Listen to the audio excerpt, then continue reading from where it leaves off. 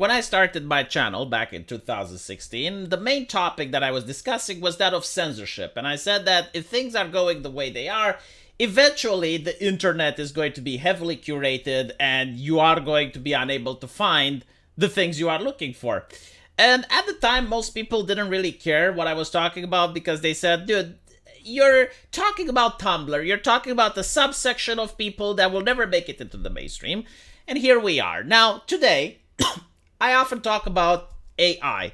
And I noticed, not on the channel, but like with other people that I talk with, and especially people on the right wing or moderates, they either do not care about AI and they view it as some sort of a toy, or they do care about AI, but they want to outright ban it because they view it as evil. And the reality is that while there are evil things regarding AI, such as the fact that it will be replacing a lot of people from the workforce, and that is indeed concerning, the reality is that it's not going to be banned. The reality is that the competition, if let's say the United States would somehow ban AI, the competition, which is China, would invest a lot of money into it. So AI is here to stay, and it is very powerful. Now, it is so powerful that the people who are in charge of the censorship apparatus, and I'm talking here about the academics, the trust and safety councils, the fact checkers, journalists, politicians, all of them that are working diligently in order to make sure that the internet is sanitized and only some information manages to get to people, they are scared of AI. Because the artificial intelligence, at the end of the day, it's a large database, a huge collection of knowledge, and some of this knowledge is considered heretical. Now, the fact that the AI is so spot on at calling out reality worries people, which start to advocate for AI safety. AI safety literally means censoring the AI.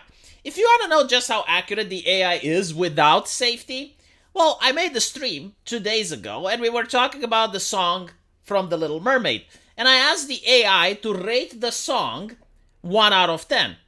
And the AI gave it a 4 out of 10. It said that, first of all, rap music doesn't belong in The Little Mermaid, that Disney should focus more on Broadway type of songs, that the song talks about things that the modern audience would relate to, but relating to the modern audience doesn't help make a timeless classic, so on and so forth. Like, it gave really accurate, spot-on criticism on a thing that it wasn't trained in safety. It was definitely allowed to think the way things are. So the AI safety thing is being pushed by politicians. This is why you have Kamala Harris being named as the AI czar. And the whole thing is to push fearmonger into the population, that AI can push misinformation, that AI can do this and that it can teach people how to create bombs or whatever. And because of that, we need the government and we need the left-leaning ideology to censor the AI. And I've talked about this in many videos. It's a very interesting topic, in my opinion. And I'm glad to see that someone is finally taking it seriously. Now, they're not expressing the things the same way I express, but they're saying that on Fox Business, they're talking about the dangers of AI, suggesting that the left plans to clean the internet of conservative thought and replace it with leftist narratives. Now, if you think this is ridiculous, if you literally think that this is a joke, go on ChatGPT and ask it to praise Donald Trump. When I went there, unless they patched it, it would refuse to do so. It would say that Donald Trump is a controversial figure and it's improper for them to post something about praising him, right? The reason the AI doesn't do this is because it's trained in safety, right? So it's safe for the AI not to praise Donald Trump. But if you ask him to praise Joe Biden, if you ask him to praise Kamala Harris, it will do so. It's the same thing if you ask it, the classic, to make a joke about men, it will do it. If you ask it to make a joke about women, it will refuse. Why? Because it is leftist thought that dictates what is safe and what isn't. I'm pretty sure that if you had the people from Iran managing to do the AI safety, then it would have a different notion. If you tried to ask it to praise the LGBT lifestyle, it would probably refuse because it would be against the safety of what Iran considers, right? So the whole thing with safety is basically allowing the people who currently control the government and the AI, which is the Democrats and California corporations, to make absolutely sure that their ideology goes into the AI. And this is what they're talking about when they're discussing about cleaning the internet. The internet is already clean. Go on Google and ask it something controversial. Ask it to talk about global warming. And you're going to receive a list of things that are only from the authoritative sources, and you won't get any controversial statement. You won't even get people saying, well, maybe paying more taxes to the government isn't going to make Sky Daddy less angry. It won't get things to say about, like why is a child like Greta Thunberg being the one promoting this rather than having actual people and actual discourse and conversations. Why did Greta Thunberg never have a debate? You're never going to get any of these things, right? And it's not just global warming. It's almost everything. Every subject you can think about, you will not get the same results that you would get back in 2016. And it's not just Google. Most search engines are doing it. The internet is being heavily censored and curated so that the peasantry only gets access to some information. And they want to do the same with AI. As you can see, the fill-in host asked Schneider how AI is destroying conservative thought. He explained that the destruction hasn't quite happened, but there is a growing danger. He said that AI works by collecting all the data that's out there in the universe and synthesizes it into an average.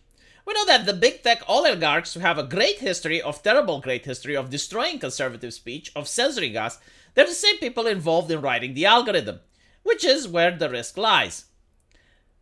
He continued, they're already trying to clean the internet of our views, they're trying to cancel us, and that's going to be an ever greater disaster. Now, this is correct. There are many issues which are considered controversial. For example, the pro-choice versus pro-life debate, the pro-gun versus anti-gun debate. You'll notice that most of them skew on the internet only left, and it's going to the point where they even try to pretend that the discussion is not controversial.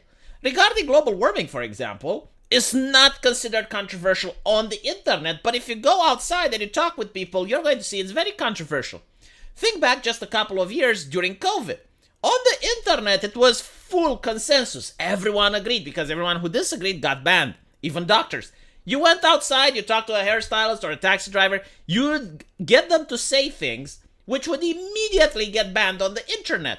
Because the big tech companies are making absolutely sure that everything is moderated and only one side of the opinion is being presented. AI is the possibility of breaking through the censorship. So they have to do their best in order to ban them. As you can see, Google co-founder Larry Page already stated that his aim for AI is to be a digital god, to give the right responses. Schneider said, not the truth, right? The right responses doesn't necessarily mean that they're the truth or anything that we can discern on our own. An objective alternative to Google is Tusk. Okay, so I want to point out that if you're following the politics based on AI, what's happening in the European Union and what's happening in the United States, they're already trying to legislate.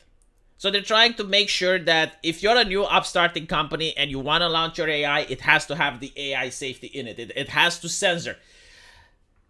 They are probably going to try to go after GPUs. Like I have seen OpenAI suggesting that. Like OpenAI actually said that there is no reason for citizens to own GPUs that are used for the AI to function. So they may try that. But there is a good silver lining. As I mentioned before, the silver lining is that in lower performing models, such as Llama, and there are other models that are coming up, which use very few resources. Right now, in order to have an AI, you need to have a massive server and potentially an entire electric power grid plump into the building's ass. It's very expensive.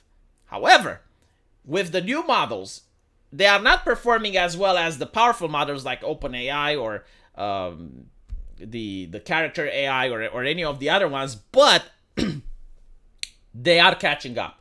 And you can run them on a laptop, you can run them on a phone.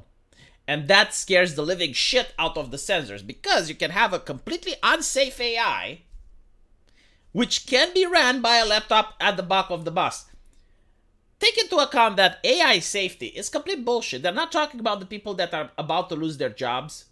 They're not talking about the people whose work is being taken in order to train the AI. Okay, like that's not part of the safety. The safety for them is when you talk about politics. But take into account that what they're concerned about is like, okay, so the AI can write propaganda. You can literally hire 4 writers in order to write propaganda. Like, this is not something new. Oh, the AI can manipulate real images. So could Photoshop. Now, of course, we live in the age of 4K resolution, but back in the day when you had pixels on the screen, you had like 4 pixels forming an image, Photoshop was very effective. And you could trick people. A lot of people have been tricked by Photoshop. Yet there was no like Photoshop safety or anything like that. Oh, the AI can spread misinformation. You can get a team of writers.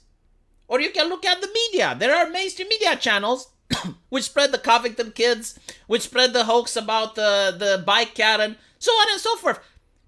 You don't need AI to do any of these things.